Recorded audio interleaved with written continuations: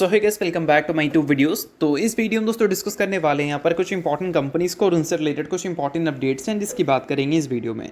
तो चलिए दोस्तों वीडियो की शुरुआत करते हैं। सबसे पहली कंपनी को डिस्कस करते हैं। पहली कंपनी का नाम है इरेडा, यानी कि Indian renewable energy development agency limited.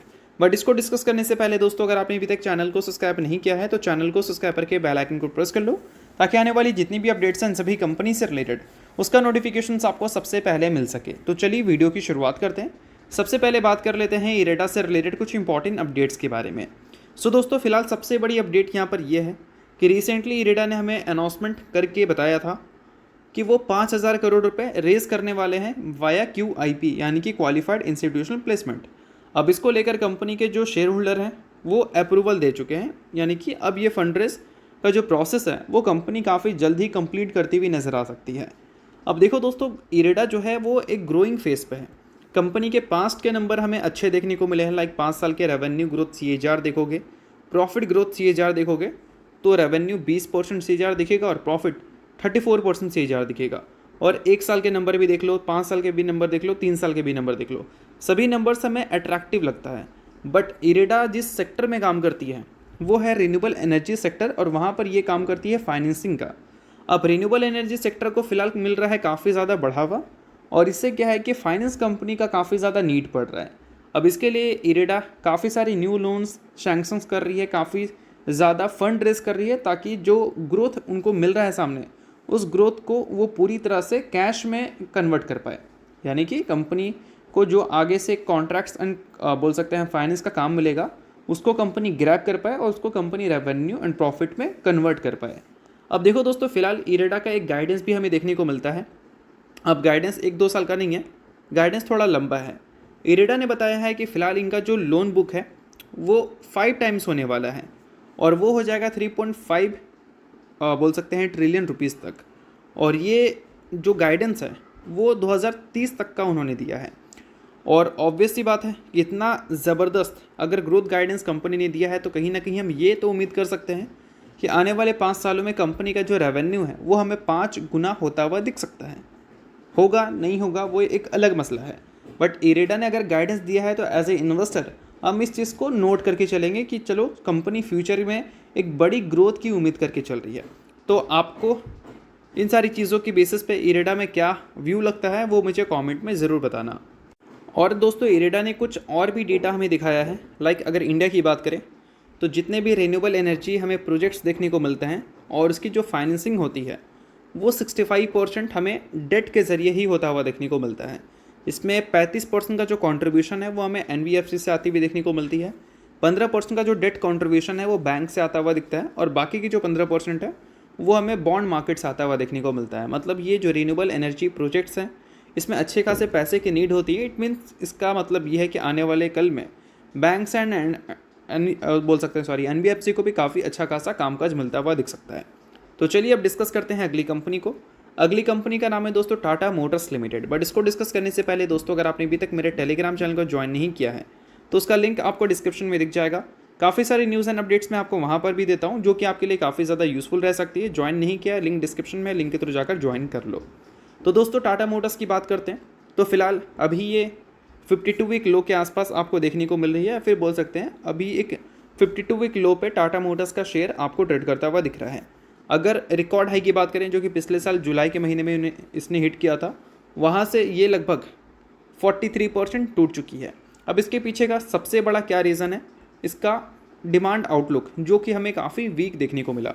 अब देखो दोस्तों, सेलिंग प्रेशर की शुरुआत हुई थी टाटा मोटर्स ने जब 2024 का Q4 रिजल्ट शो किया था, और 2025 को लेकर जो उन्होंने गाइडेंस दी थी वो काफ़ी ज़्यादा डिसअपॉइंटिंग थी।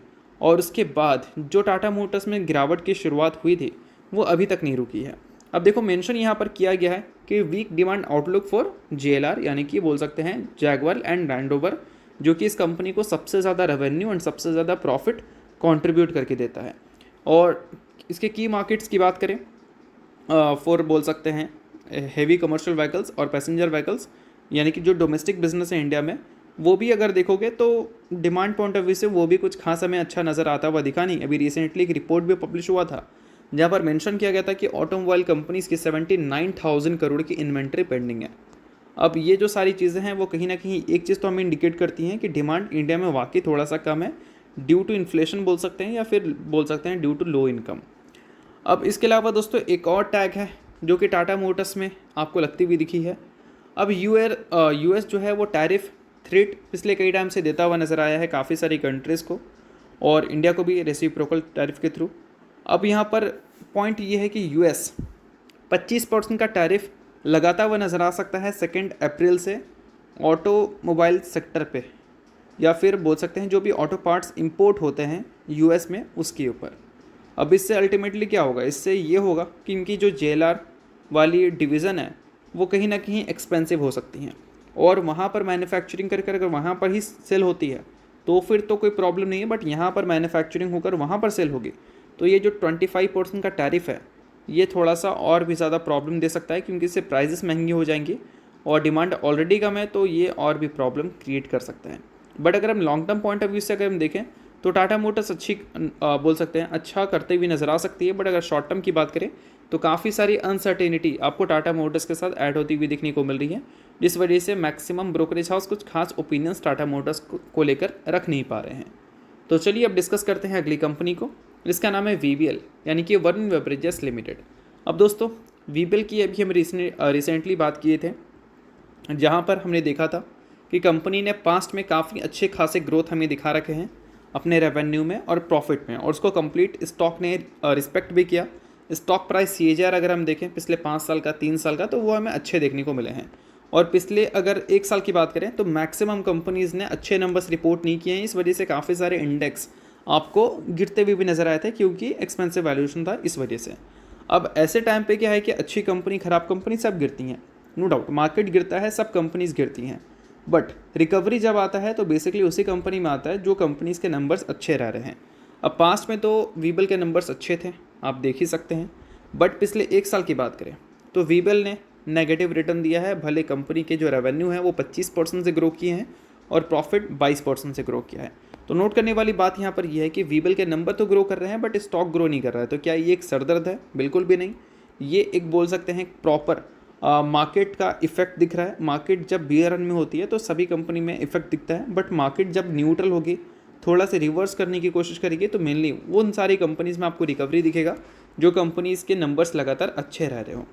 और अभी रिसेंटली हमने देखा था कि वीबल ने अपने Q3 या फिर बोल सकते हैं Q4 के जो नंबर्स रिपोर्ट किए थे तो पूरे कैलेंडर ईयर का डेटा भी हमें शो किया था, जिसमें कंपनी के जो फिक्स एसेट्स का डेटा था उसमें क्लियर हमें देखने को मिला है काफ़ी ह्यूज स्पाइक। इट मीन्स कहीं ना कहीं कंपनी एक्सपेंशंस पे भी काफ़ी ध्यान दे रही है। मतलब पास्ट में जो कंपनी ने नंबर्स दिखा दी है वैसा नंबर फ्यूचर में भी आ सकता है।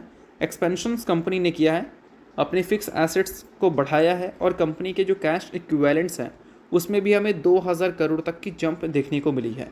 तो ओवरऑल इन सारी चीज़ों के बाद आपका वीबल को लेकर क्या रिस्पॉन्स है वो मुझे कमेंट में ज़रूर बता सकते हो आप। बाकी किसी भी तरह का बाय सेल रिकमेंडेशन नहीं है, सभी चीज़ें एजुकेशन पर्पज़ के लिए हैं। तो चलिए अब डिस्कस करते हैं अगली कंपनी को, जिसने रिसेंटली 1:5 की रेशियो में स्टॉक स्प्लिट का अनाउंसमेंट किया है। अब नाम है दोस्तों श्रृंगार डेकोर्स लिमिटेड। काफ़ी छोटी कंपनी है बट न्यूज़ थी इस वजह से मैंने बता दिया। बाकी आप चाहो तो इग्नोर भी कर सकते हो या फिर इसको सिर्फ एजुकेशन पर्पज़ की तरह भी ले सकते हो। तो चलिए दोस्तों, ये सारी कुछ इंपॉर्टेंट अपडेट थे कुछ इंपॉर्टेंट कंपनीज़ को लेकर जिसकी बात की हमने इस वीडियो में। होप करता हूँ वीडियो आपको अच्छा लगा, और लाइक कीजिए, सब्सक्राइब कीजिए। वीडियो के लिए बहुत बहुत शुक्रिया।